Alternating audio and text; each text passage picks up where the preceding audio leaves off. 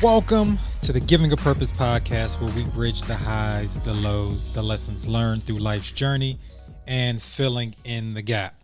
Listen, you guys already know it's a new week, so you know I need that new energy, that new focus. Listen, we are still in the first quarter of the year.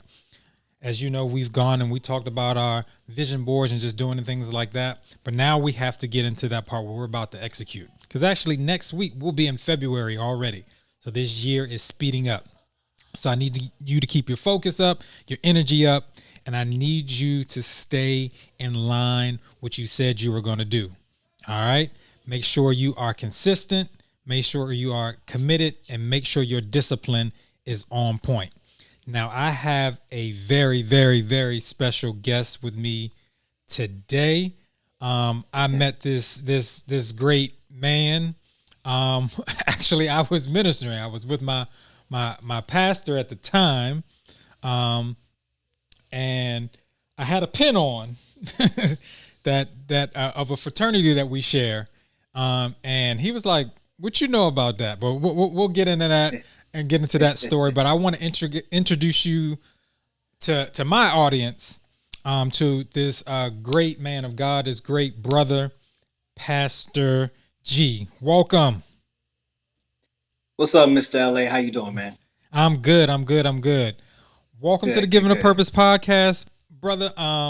Introduce everybody to yourself. Tell them a little bit about yourself, a little about your background, what you do, Okay. and let them know some new things that you're getting into. All right. Well, Pastor G, my real name is Cyril Guerra. I'm originally from Boston, Massachusetts, the Roxbury section of Boston, Massachusetts, and been in South Florida now since about 1995. My background has been in the not-for-profit realm, as an executive director, as a director of operations, etc. Then I spent about 20 years in healthcare. And now I'm actually working for the public defender's office in Broward County, human resources in all of those areas. And I'm also a minister, been in ministry for 20 plus years now. Was a youth pastor for about 10, an executive minister for about 6.5 years. And now I just recently started the Triflin Ones podcast. Oh man, listen. Let's kind of get straight into that. Triflin Okay. Ones podcast. So, how did the idea of you doing a podcast come about? Like, where did you come up with that? Because you know, some people are getting into those spaces. As you see, celebrities are doing it. But what got you into doing podcasts? Yeah, in January 2020, my nephew took me out for breakfast. And when we were sitting there, he said, you got to do a podcast. And let me stop and say shout out to Coach Chaz of the Hungry Athlete podcast. And Coach Chaz, you know, the essence of a coach is them getting you from one place to another. And so I would say that he was successful in that because he said, I think you need to do a podcast. I think that you have something to say to people.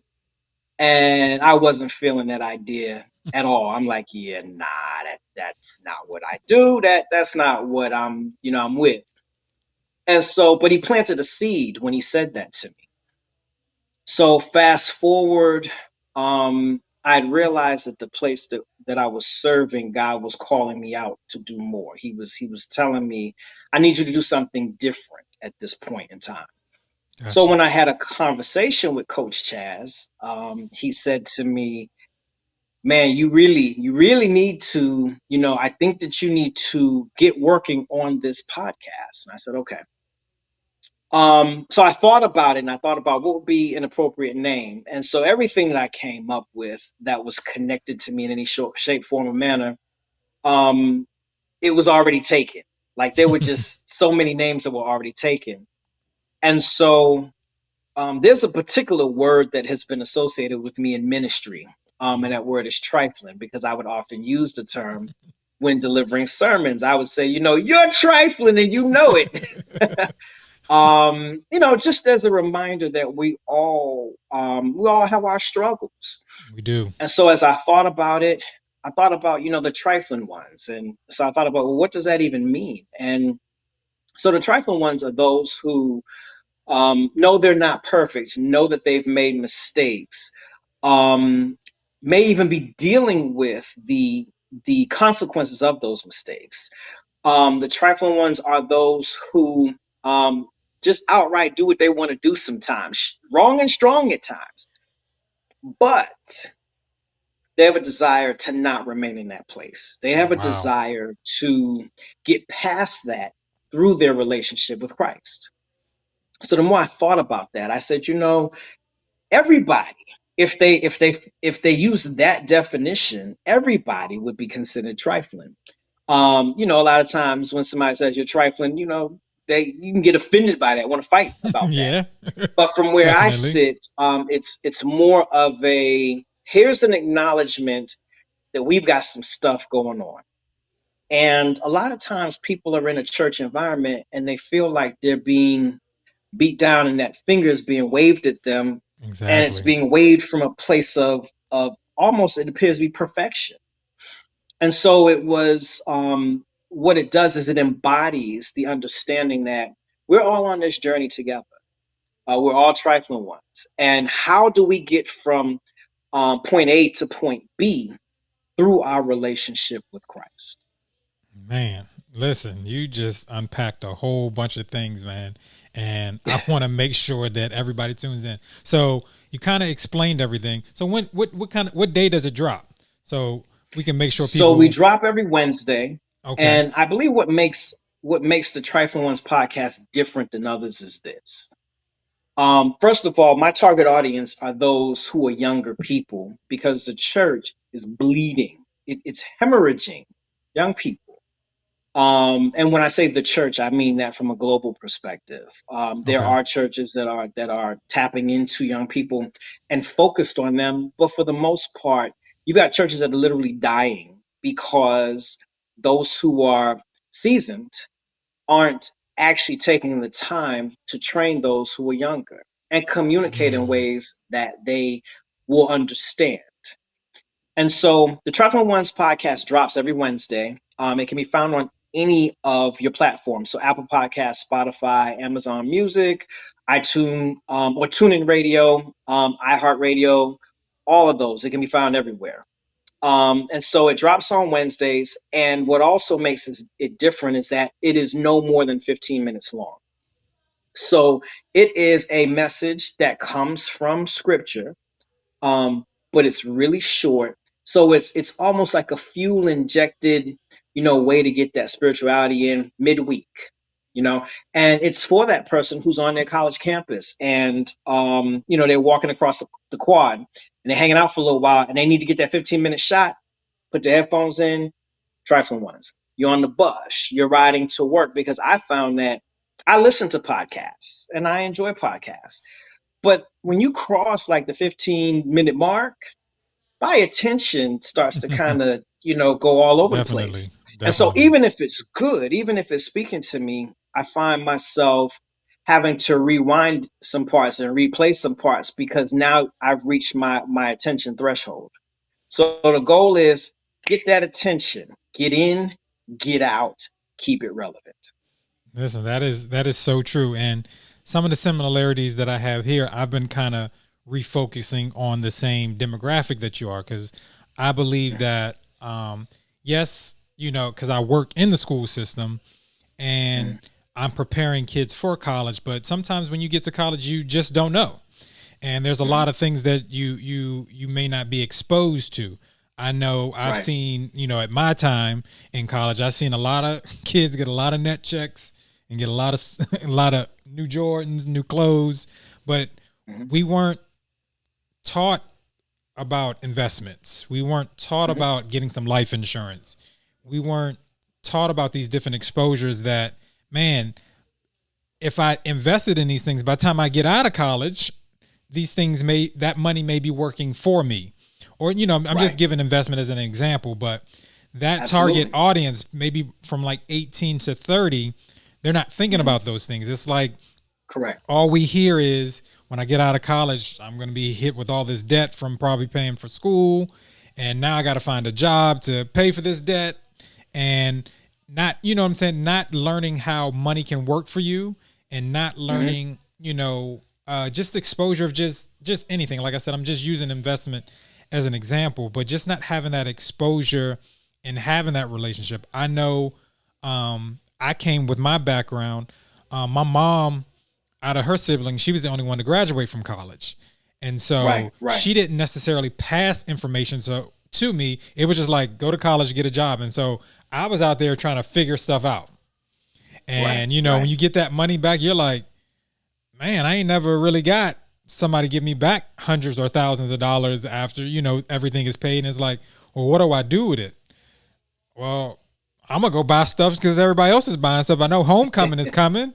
I gotta be fresh for right, right, homecoming. I'm at FAMU, so it's like, yeah, you got to do these things, and it's not having that exposure to certain information. And I guess back then I was a trifling one. You know what I'm saying? It was kind of one of those things, just not having the knowledge to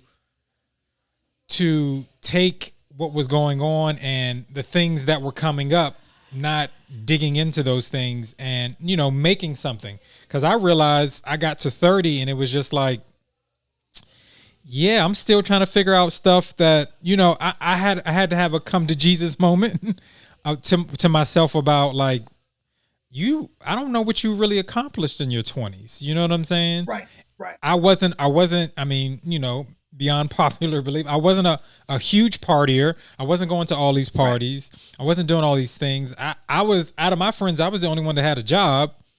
And so I was working, trying to do school, trying to do these things. And it got to a point, it's like, I just didn't know. And so I feel like I wasted a lot of my 20s not even trying to figure it out, just existing. right. And so that's where the idea of finding purpose from. So that's why the name, if you didn't know, the actual name of my podcast came from a mentoring program that I wanted to start back probably like 10 years ago. And it was called Giving a Gotcha. Purpose. And so because I think that's in our demographic of people, I think that's why a lot of them are either not going to college, dropping out of college, or in jail. We don't understand that we are a piece to a purpose, and we Right. all have a purpose in what we do. And so I think if we help each other out with that purpose, or it kind of, you can kind of lead your way into what God has called you here to do.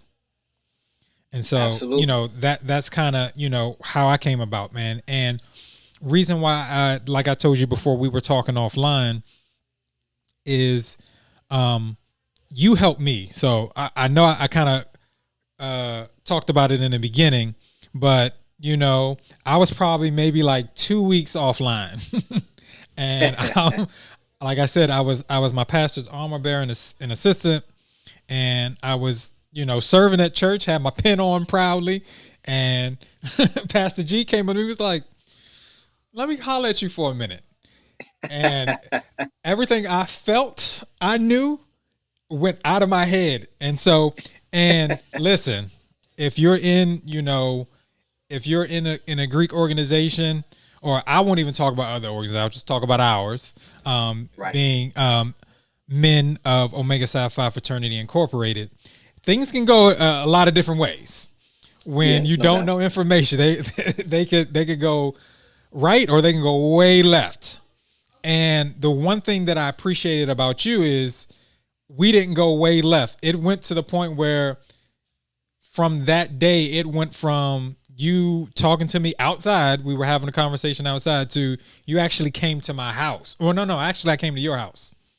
Yeah, and that's the key. The key is you extend to people, and they've got to be willing to receive and accept what you extend. Because you're absolutely right. We talked that night, and I said, "Where you live?" You said West Palm. I said, "Wait a minute, I live up there too." And so at that point in time, I said, "Come on by." And if I remember correctly, within about 2 weeks, you were at my crib for hours. Mm-hmm. And so what that meant was that you were willing to receive whatever it is that I was willing to give. And then later on, you then had me come over to your house because you had some younger brothers Yeah. that you wanted the same thing to happen for. So that's what this thing is about. It's about planting those seeds. Yes, and you definitely, and like I said, it's not just in the brotherhood of our fraternity that kept us together. It's just your genuine spirit to do that.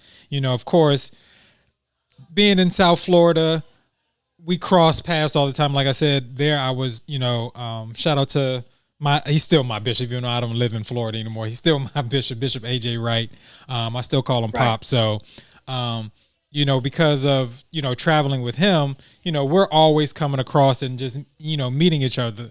And the seed you may not have, well, part of it you did, but the seed that you planted in me was I didn't want to be that way left brother all the time because, of course, Omegas get a lot of bad rap about a whole bunch of other things, but I didn't want to be that guy. I wanted to be like, listen, I could be, but when I didn't know and I was fresh online, nope, somebody didn't do that to me. You know what I'm saying? He really took his time and was like, this is how this is go. You may hear some stuff like this. It's not true. And you know what I'm saying? Like it wasn't just, you know what I'm saying? And that's the seed that was, planted in me. So now when I meet new brothers, it's like I'm gonna fill your cup up. Not necessarily, all right, let's go to the grass. We got to do all these other things. And that's the one thing that I appreciate about your friendship and brotherhood that and the seed that you planted that like I said, I still carry on to this day and that I cherish and I appreciate, how you carried yourself. And the great thing about it is you're still that same good guy. You know what I'm saying? You, you started your podcast and the only thing I can tell you is what you need me to do. You know what I'm saying? I extend what you need to figure out. If you have any questions, let me know. We'll figure it out. I got you. And you know, I think that's how it should be.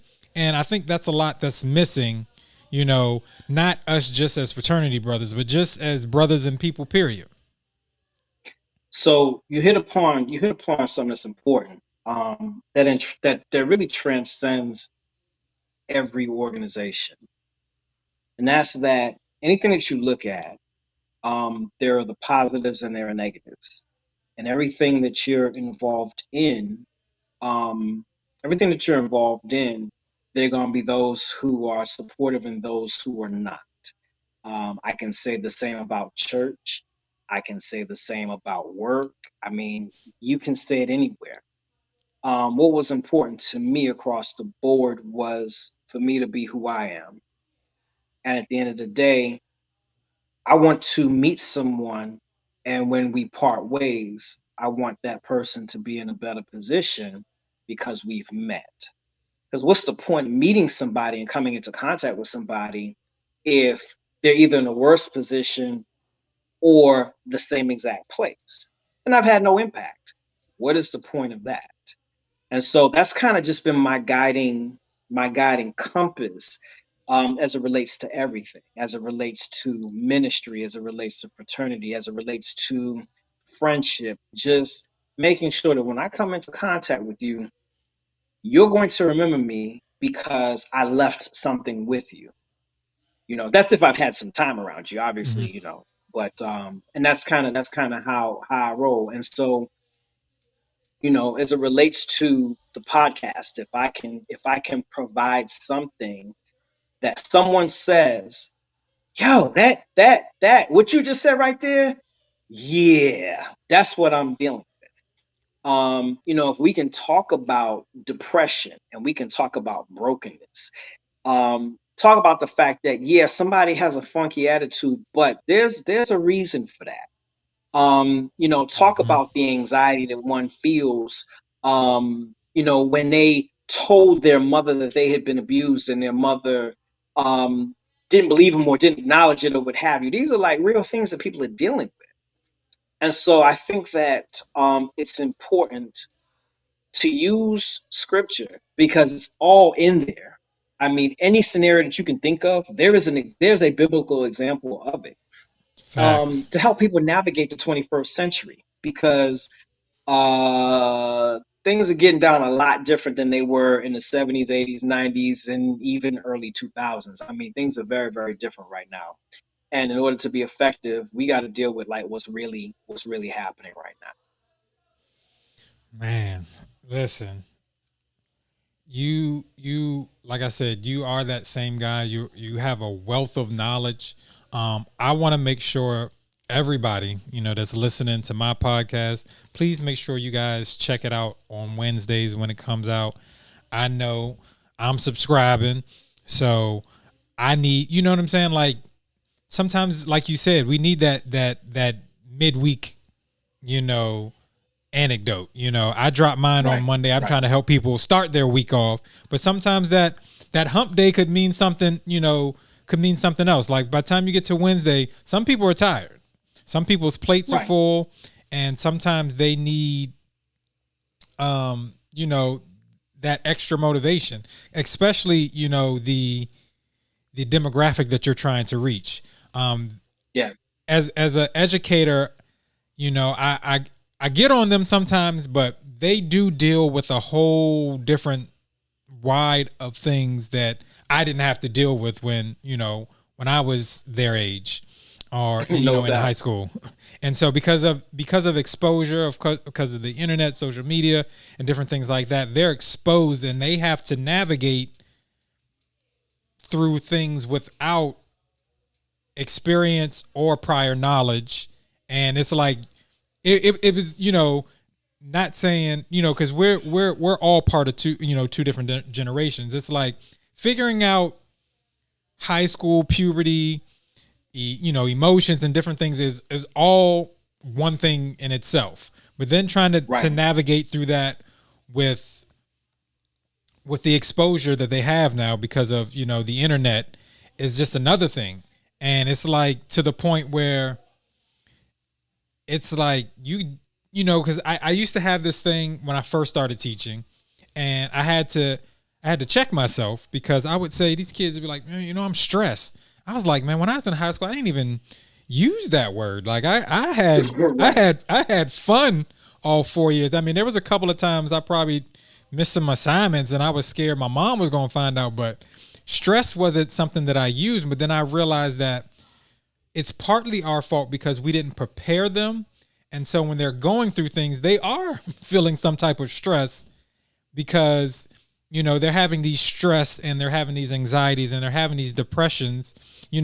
Like I said, my friends and I, we didn't really talk about those things. We didn't, you know, I'm not saying that we didn't go through them, but it wasn't popular. Right. But think about it, man. On a couple of levels. One, this is you mentioned generations. This is a generational thing that's happening right now. That those who are older don't understand the culture in the world that those who are younger exist in because it was very different. And so rather than attempting to bridge the gap, they alienate. Mm, And what then happens is the young people feel judged and they begin to alienate. And so what we have is we have this kind of mutual disdain that exists because by and large, folks aren't trying to understand culturally what's going on. Because I mean, the reality is this, man. Like people are kids for a reason because they're trying to figure stuff out. They don't understand things. They don't fully understand consequences. They know right from wrong, but it's trial and error when you're growing up. Well, yeah, now, you know, those of us who are older had the opportunity to do that without a camera always running and without everything exactly. that we do being broadcast potentially globally.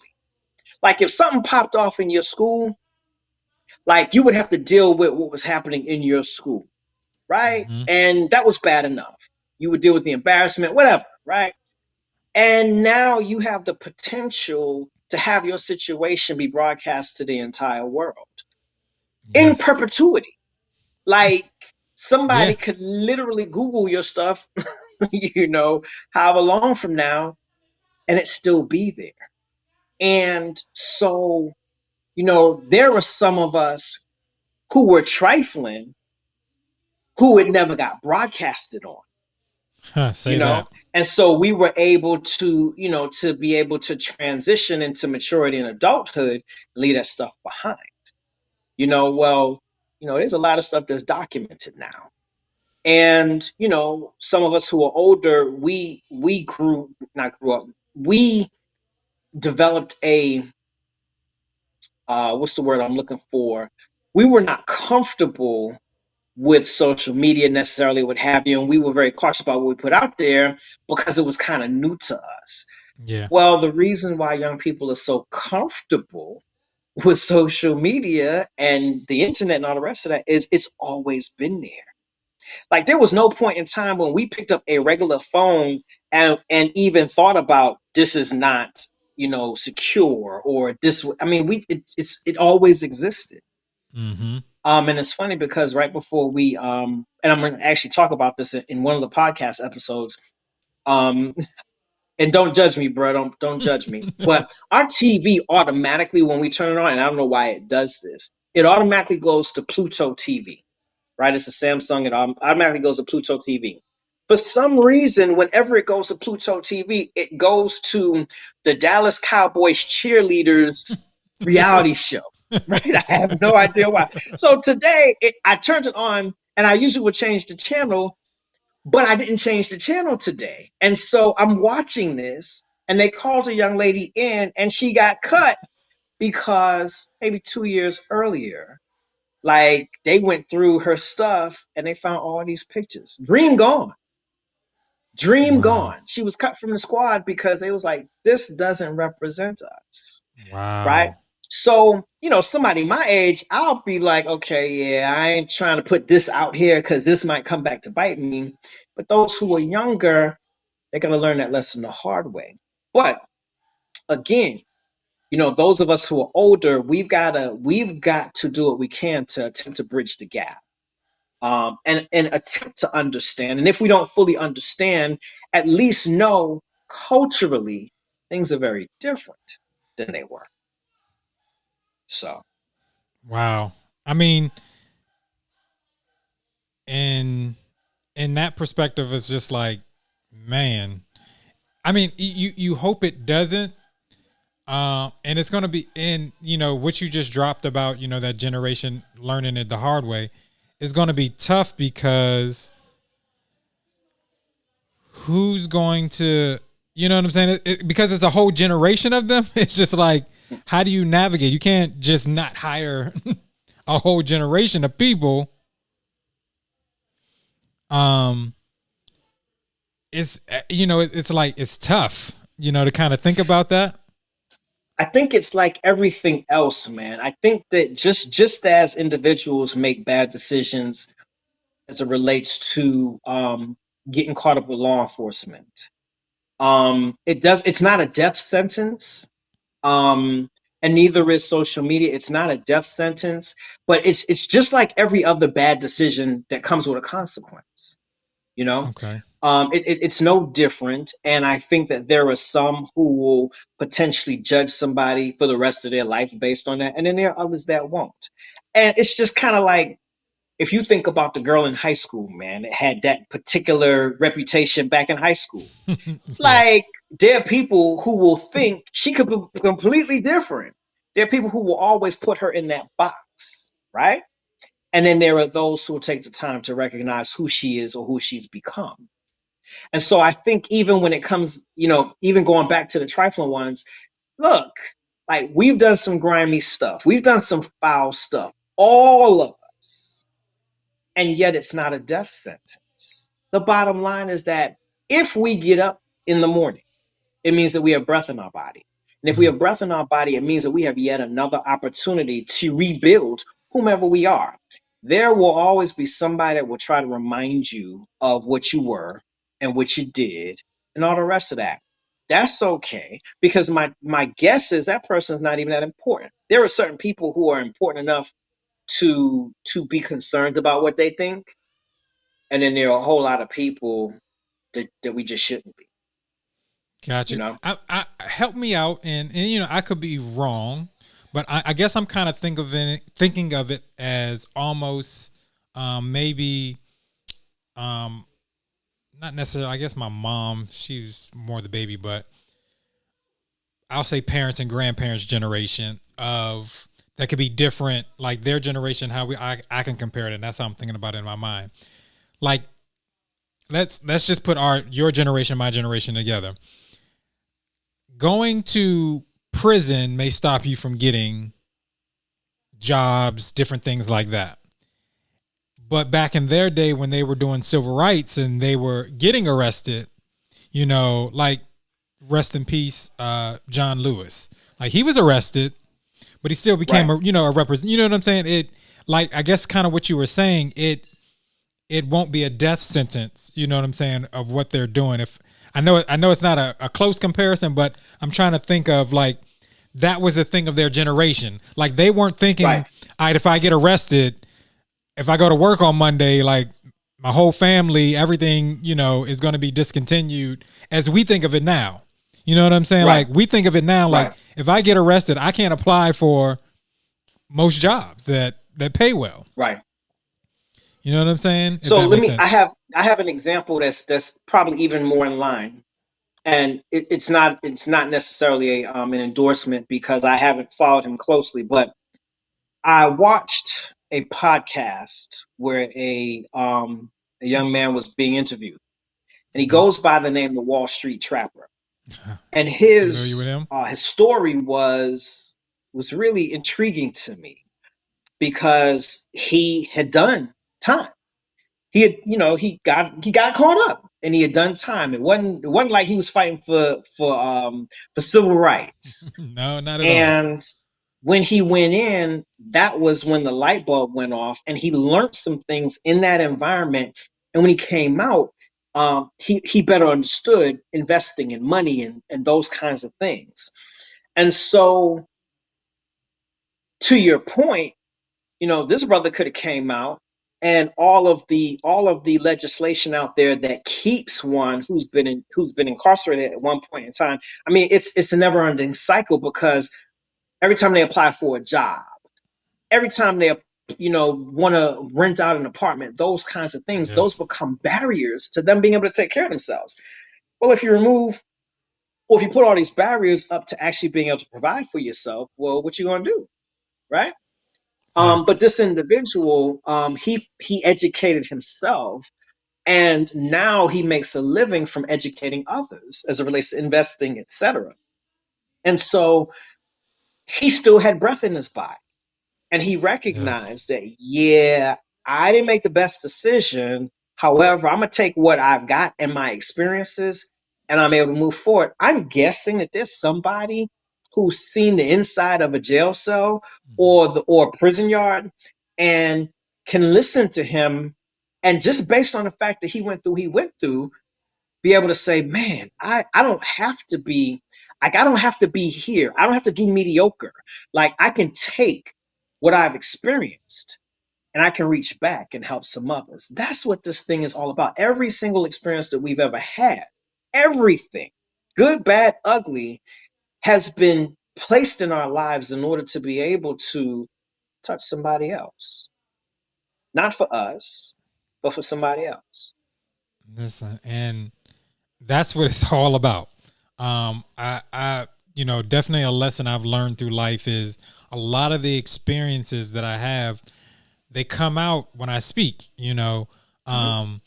because I also do speaking engagements and different things like that. And plus I coach and, in the classroom, and I tell my students all the time, it's like, I'm to the point now in education. Yeah, you probably are not going to remember Pythagorean theorem at this point. Yes, you may not never use it in Right. life. You may not. But I I use it want every you single guys day. but I want you guys to understand, the experiences that I went to, cuz I actually work at the high school that I graduated from. So Okay. I have the opportunity, and I tell them like, listen, I know it's hard to compare sometimes, but I've had the experience of walking these halls. My dad went to this school as well, so it's Okay. yeah. So it's like yes, I have a loyalty to it, and I want you guys to understand through the experiences, and that's where I get the impact. I realize that when we dialogue in experiences and stories, and I actually give them time to tell their story and listen to Hmm. them, rigor is no problem. I can teach you anything. And we're Right. not worrying about, all right, if I'm going to use this later on in life. Because I tell them the real skill is not you using Pythagorean theorem necessarily, is can you take information and can you apply it to a high level? That's the Right. skill that's transferable to anything that you do. Whether you go to college, whether you an entrepreneur, whatever it is that you plan on doing, can you take information and can you apply it and execute it at a high level? Hmm. And that's the thing that I kind of I preach in my class. Like, yes, I do want you to learn the math. I really do, but can you be accountable for yourself, and can you take this information and can you apply it? Because that's going to better serve you beyond these walls and once you leave here. Right. And and that's what I feel that the biggest skill and the biggest lesson of all is. Um, as far as me being a teacher. Like I said, I fought that battle of when am I ever going to use this again? Like I get it.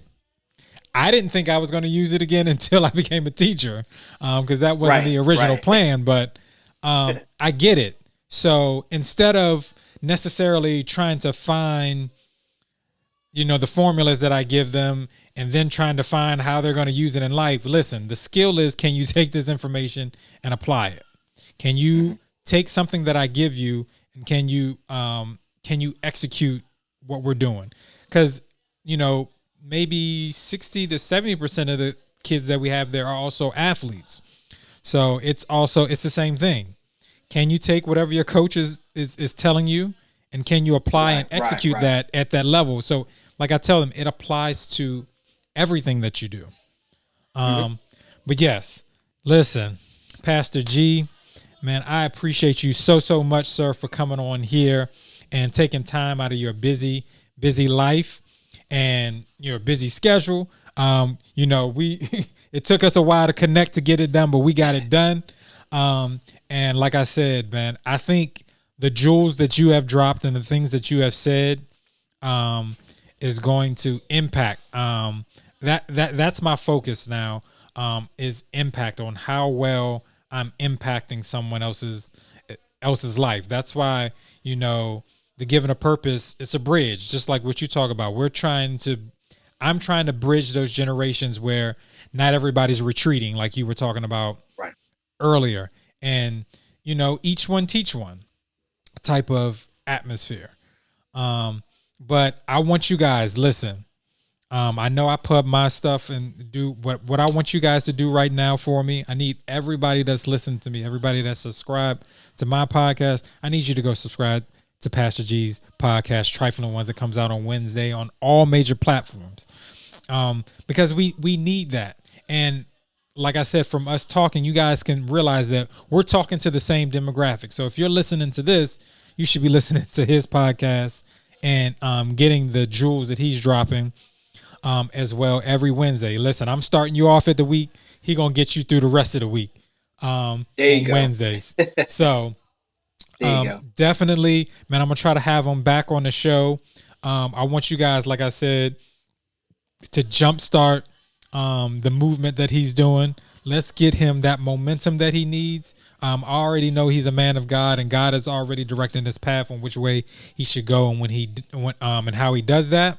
So I'm not worried about that part, but we got to do our work too. So we want to make Yes, sure sir. Yes, sir. we want to And make sure let you me hop in go ahead. for a sec Go ahead. because so trifling, Triflin apostrophe Okay. Yes. ones, Yes. Triflin apostrophe ONES. And an announcement. I'm looking at launching on YouTube in February. And so it's audio right now, but the goal is to get that thing so that you all are able to see me, so that there's a visual. And so I'm excited about that as well. Listen, y'all heard it first, exclusive. So listen, February is next week, so it's coming. So make sure you guys, Yeah, it is. once we get there, as you'll watch on my YouTube channel, I'll have a link and everything on how you spell it and everything below. So when they need to click on it just for the audio right now, and then once you get up on YouTube, we'll bring you back. Make sure the audience is making sure they're staying on top of you and following you and subscribing, clicking the bell, doing all that on YouTube as well, so you guys can stay linked in. Like I said, man, I appreciate you coming on here. I appreciate you being that same guy that I met years ago. And being that mentor and being somebody that I could talk to without having to go through, we got to go to the grass type of stuff all the time, and I mean, like I said, I appreciate your friendship and I appreciate your brotherhood. Appreciate you, Mr. LA. All blessings to you, man. All right, listen, you guys already know what I need you to do, as I ask you every week. Make sure you live on purpose and make sure you live in purpose. I'll see you guys next week. Peace. You've been listening to the Giving a Purpose podcast. We hope you've enjoyed the show. Be sure to subscribe on iTunes, Spotify, or Google Play to get new, fresh weekly episodes. For more, follow us on Instagram, Facebook, and Twitter.